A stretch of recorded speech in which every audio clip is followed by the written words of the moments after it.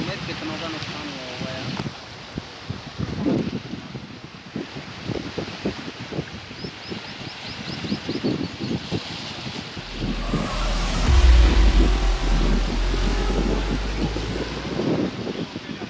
नमस्कार, मैं रवीश कुमार। यमुना आज दिल्ली दर्शन कर रही है और दिल्ली के लोग यमुना का दर्शन कर रहे हैं।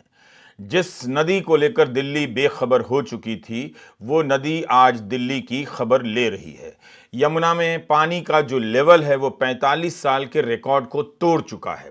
6 सितंबर 1978 को यमुना का जलस्तर 207 मीटर के पार चला गया था। बुधवार को दिल्ली में 208 मीटर के पार चला गया। तो 1978 से लेकर 2023 के बीच हम यमुना को भूलते रहे। वैसे यमुना केवल दिल्ली में नहीं बहती है, पंजाब हरियाणा के कई इलाकों से गुजरती है और वहां भी बाढ़ की स्थिति भयावह है। लेकिन अब देश की सारी समस्याओं को चलकर दिल्ली आना पड़ेगा। उत्तराखंड के भूस्खलन को दिल्ली आना पड़ेगा, हरियाणा की बाढ़ को दिल्ली आना पड़ेगा, असम की बाढ़ को दिल्ली आना पड़ेगा और मणिपुर के लोगों को भी अपनी समस्या बताने के लिए दिल्ली आना पड़ता है, ताकि मीडिया में कवरेज हो सके। बस इतना याद रखिएगा, यमुना में बाढ़ नहीं आई है। आपने यमुना की जमीन पर घर बना लिया था, उस घर में यमुना आ गई है।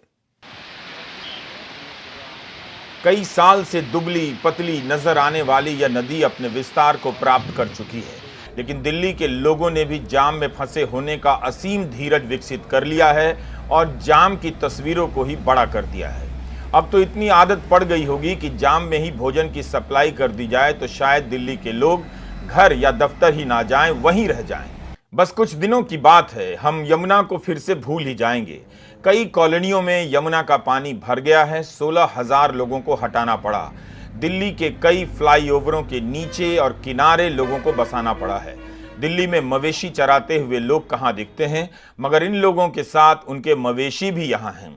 वैसे बाढ़ तो गंगा, महानंदा, कोसी से सटे कई इलाकों में है, लेकिन मीडिया कवरेज के मामले में दिल्ली को अस्थायी सौभाग्य प्राप्त है।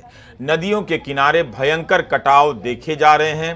पहले भी कई बार इस तरह की बाढ़ के समय देखे गए हैं।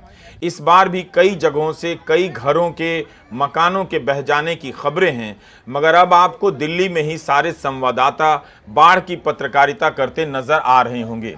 असम में 5 लाख लोग बाढ़ से प्रभावित हैं।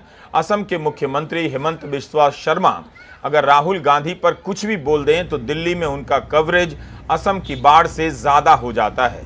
असम में भी भयंकर बाढ़ की चेतावनी जारी की गई है।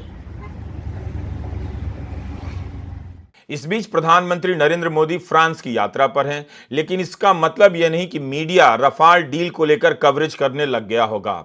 वैसे खबर तो छपी है कि दासो कंपनी ने तय किया है कि वह अनिल अंबानी की कंपनी से अपना करार खत्म करेगी और दूसरी किसी कंपनी के साथ करेगी। आप देखेंगे कि बाढ़ के बहाने रफाल से जुड़ी उन तमाम खबरों का कितना कम कवरेज होता है जिनका संबंध सौदे की दलाली से रहा है।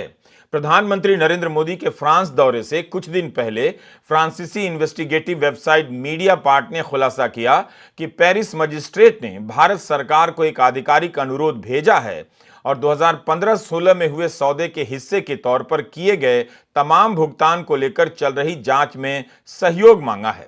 यान फिलिपिन की रिपोर्ट कहती है कि मजिस्ट्रेट 2 भारतीय जांचों की केस फाइलों का अध्ययन करने में विशेष रुचि रखते हैं। आपको याद होगा कि रफाल डील से उठे सवालों को छिपाने के लिए मीडिया के कवरेज में रफाल विमान की खूबियों के कवरेज की बाढ़ आ गई थी। यही हाल यमुना में आई बाढ़ को लेकर नजर आएगा। जो मूल सवाल है नदियों के कटाव का, नदियों के अतिक्रमण का, बालू के उत्खनन का, वो सब पीछे रह जाएगा, पीछे ही रहता है। अब एक नया विभाग आ गया है आपदा प्रबंधन का। सारे नेता और मंत्री आपदा प्रबंधन में लग जाएंगे। कोई हेलीकॉप्टर से मुआयना करेगा, कोई रंगीन लाइफ जैकेट पहनकर नाव से बाढ़ का मुआयना करेगा, ताकि मीडिया को एक्शन वाली तस्वीरें मिल जाएं। मुख्यमंत्री केजरीवाल जिस सिविल लाइन इलाके में रहते हैं, जहां उनका सरकारी निवास है, वो इलाका भी रिस्क का इलाका है और ऊंचा माना जाता है। वहां भी बाढ़ का पानी घुस आया है। मुमकिन है सिविल लाइन के बहाने कवरेज कुछ ज़्यादा हो जाए, गरीब लोगों की जगह सिविल लाइन की तस्वीरें अखबारों के फ्रंट पेज पर आ जाए।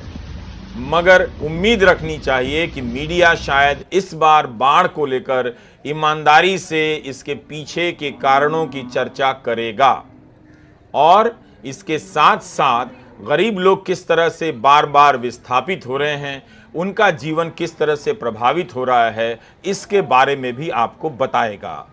रिंग रोड के किनारे का यह वीडियो बता रहा है कि प्रधानमंत्री आवास योजना के दावों के इस दौर में कौन लोग हैं जो इस वक्त विस्थापित जीवन बिता रहे हैं। सड़कों के किनारे और फ्लाईओवर के नीचे लोगों ने शरण ले ली है। आप उस दिल्ली की आर्थिक स्थिति का भी इन तस्वीरों से मुआयना कर सकते हैं जो आम दिनों में नजर नहीं आती है और भारत को सुपर पावर बता दिया जाता है। दिल्ली केवल नई दिल्ली नहीं है, यह भी एक दिल्ली है जो इस बाढ़ के बहाने आप देखिए।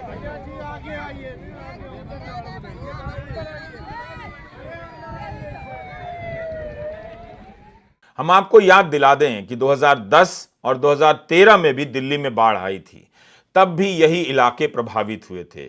आप चाहें तो 21 जून 2013 को छपी भारत लाल सेठ की डाउन टू अर्थ की रिपोर्ट को फिर से पढ़ सकते हैं। नमस्कार, मैं रवीश कुमार।